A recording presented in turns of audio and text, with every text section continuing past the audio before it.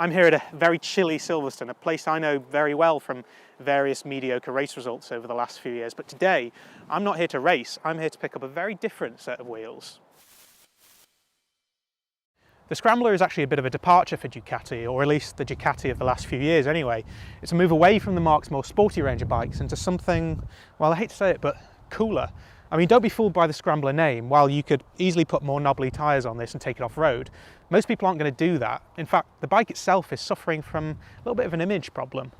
Ducati themselves use the term post-heritage, which is essentially just a fancier way of saying hipster, and they don't really help matters with advertising for new models like this.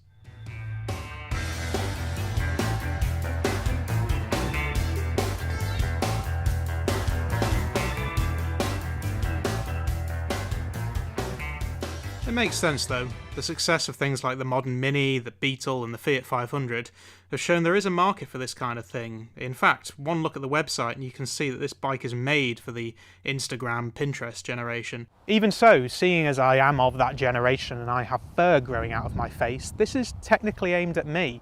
And if we ignore the connotations of post-heritage, I mean, we can see that this is actually a very pretty bike from one of the world's best bike builders. Now, I'm meant to have the full throttle version here, but I'm not entirely convinced that I do. One of the few things that you get on that model as opposed to any of the others is a loud look-at-me exhaust, and, well, this one just looks like the standard. But even so, on every model you do get a few modern amenities like an under-seat USB so you can charge your smartphone. If you have a smartphone, that is. I mean, personally, I find them a bit too mainstream, but sadly the Scrambler doesn't have facilities for charging a Nokia 3310. Ah well. Before we start, I do need to point out one thing. Seeing as you guys gave me so much stick in my last video for wearing gloves without thumbs on them, look, thumbs. So now that we've cleared that little thing up, I can move straight onto the bike. First thing I notice is the bike's not actually as comfortable as I thought it was going to be. I mean it's fine for me, but there's a few things that I need to point out.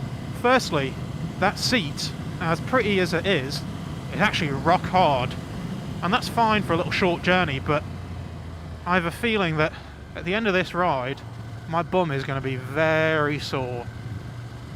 I mean, if you're alright with that, then that's fine, but personally I quite value the comfort of my bum. Call me crazy. The other thing is, it's actually quite low. I mean, I'm not a tall guy, I'm only 5'8", so for me it's actually okay. But anyone above that, especially if you're over 6 feet, I don't think you're going to be that comfortable on this. You are really going to feel it after a long journey. For me though, it's absolutely fine.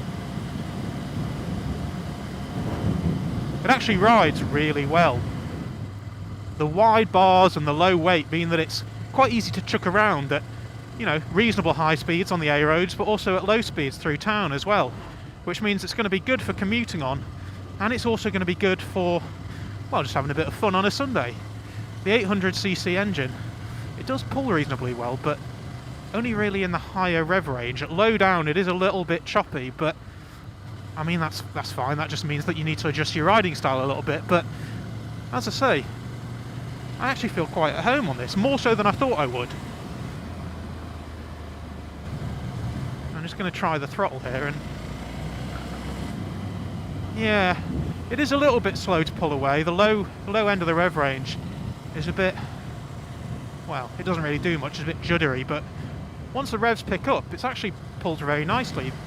I'm still not entirely convinced how comfortable I'd be taking this off-road, but then I'm not really an off-road rider, and we've got some quite muddy, wet roads right here, and it seems to be handling it fine. The tyres themselves are nowhere near slick, so they're sort of half knobbly, as it were, which means they can be a little bit uncomfortable at slower speeds, but at these speeds they're actually fine.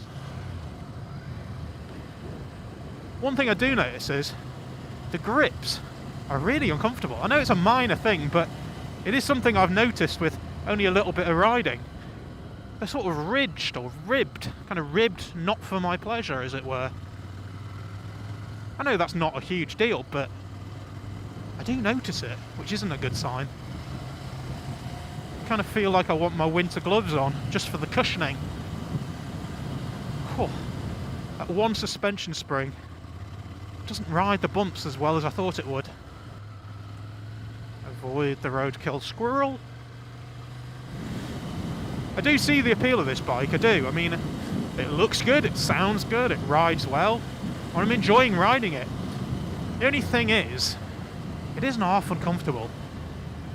I mean, it's not one big thing, it's sort of a mixture of little things. When you throw in the fact that the grips are quite sharp actually and they dig into your hands, the seat is rock hard, the suspension is rock hard, and the brakes, which are sharp and responsive, they're good. That front Brembo disc brake just all adds things together into, yeah, not very comfortable package. My bum is starting to hurt.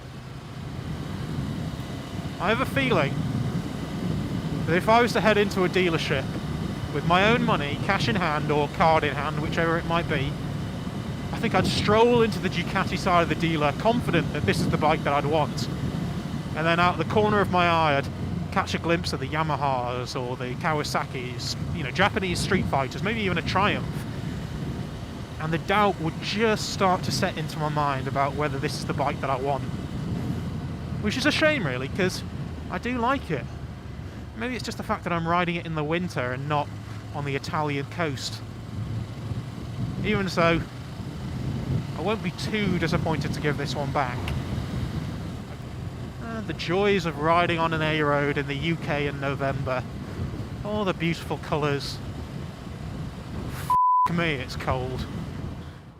Having ridden the Scrambler around for a while now, I think we can safely dispel with this myth of hipster posing. I mean, yes, there is a little bit of a spattering of it, but really if you were that concerned with it, you'd go out and get a 70s Scrambler or a vintage Vespa and ride around like Macklemore in a big fur coat.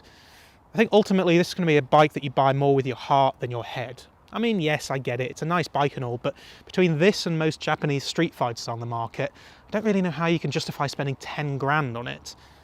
But then again, you know what, for some people only Ducati will do. And I get it, I mean, I do get it. I'm just not getting it. Can we give this back now? My bum hurts. Make sure to like and comment below and hit that subscribe button to keep up with all the latest from Totally Motors and Pomelo Pictures.